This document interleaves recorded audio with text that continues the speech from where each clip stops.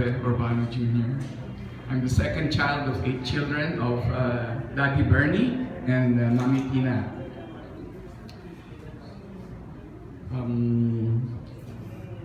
First, I want to thank everyone who's here for your sympathies, condolences. Also, those who are, who came here ahead, and those who were not able to come here but did send their sympathies and condolences. Thank you so much. We really appreciate it. What can I tell you about that? I was not the naughty one. It's the good one. It's the reverse. Actually, I think I'm the quiet one, the mellow one. But there are some things I remember about Dad. Dad is very loving, very caring husband. I think my mom will attest to that. They've been married, imagine, for 64 years.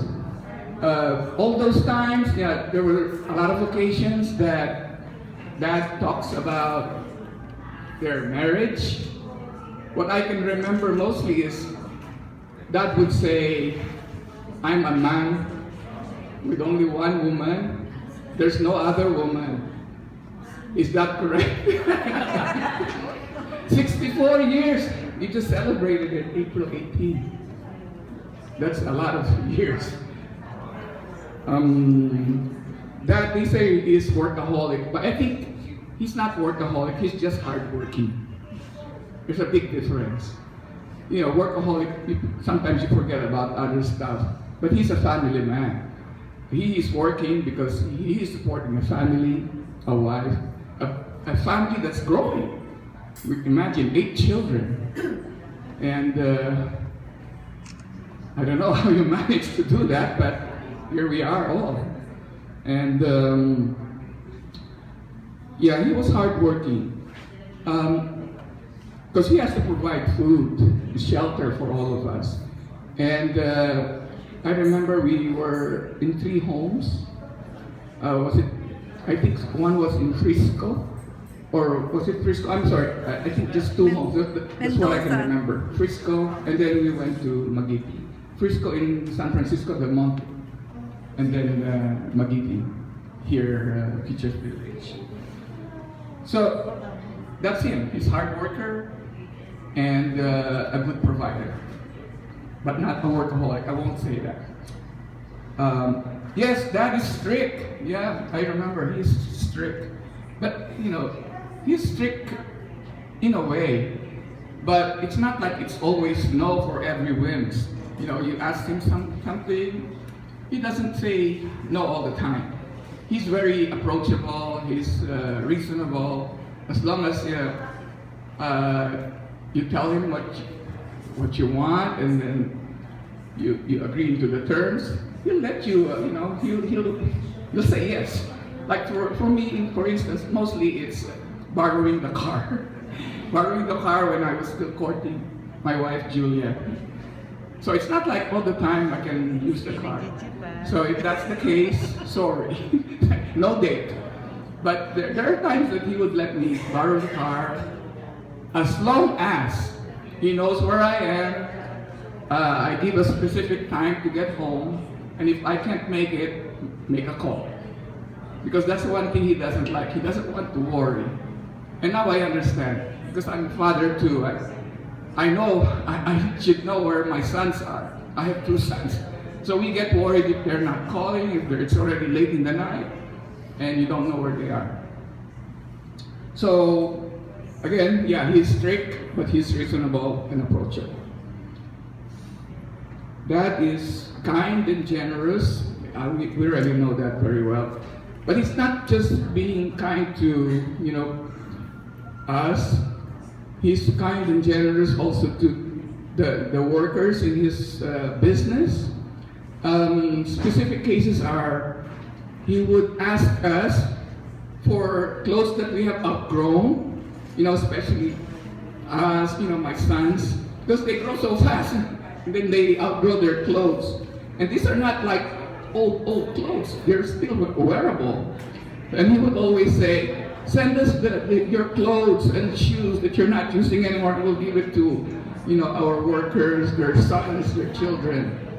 So we do that. Even up to not too long ago, we were still doing it. And I see the reason behind it. Rather than throw those clothes or not use them anymore, we send it by balikbayan box. And I know maybe we could still do that, but the business is pretty much under watch now. So we'll see what happens. What else? Oh, Dad. Yeah, he's very religious. We know that. He is a Eucharistic minister. He's a lay minister. He's not only doing that for the church. At home, if you all remember, he started the Bible reading.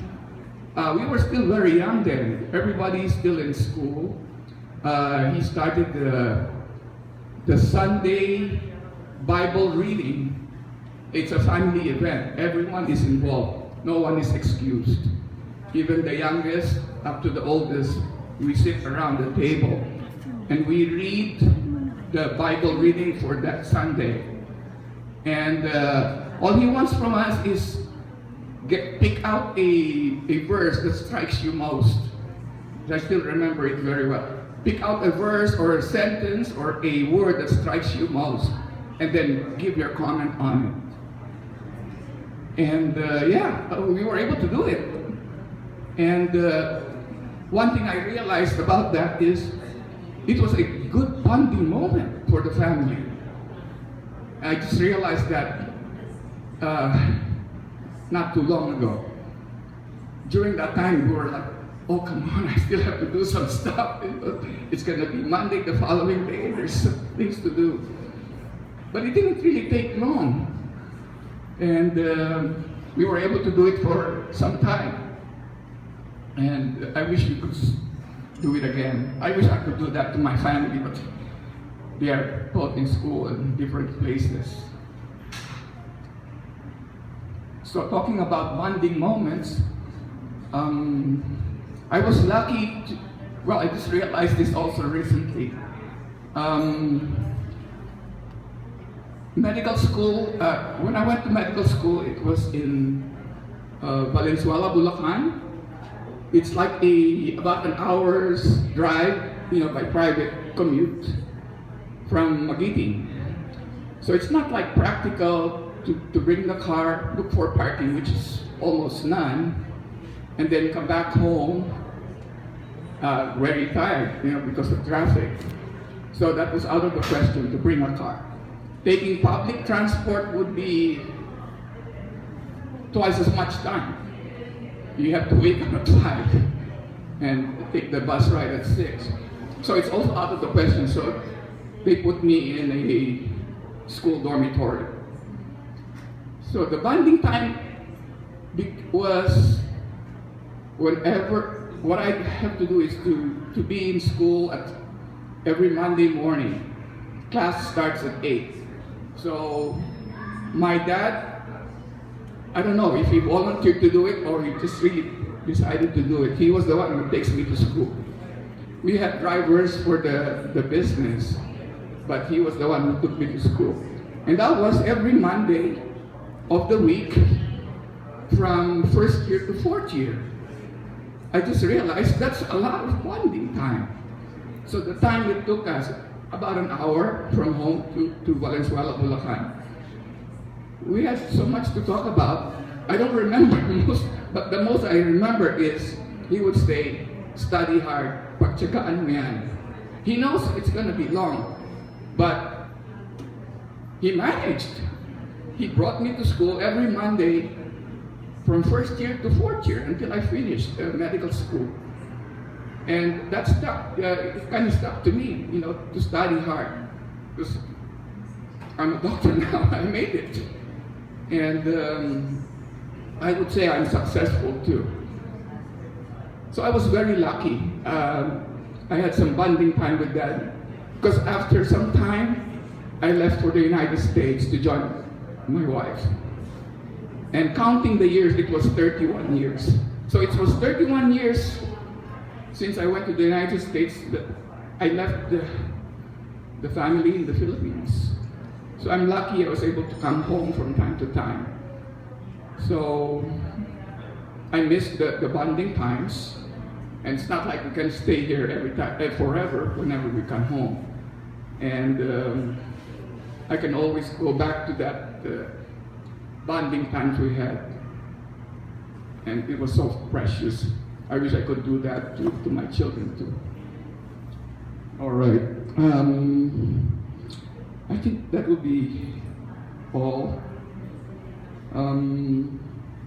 For me, Daddy Bernie is the #1 dad in the world, and that's for me. He made a lot of sacrifices for me, not just for me, for everyone else in the family, I'm sure. And he will always be in my heart. And may his soul rest in peace. Amen.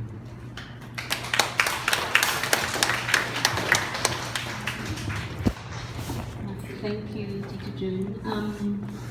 Tito Jane, Virginia.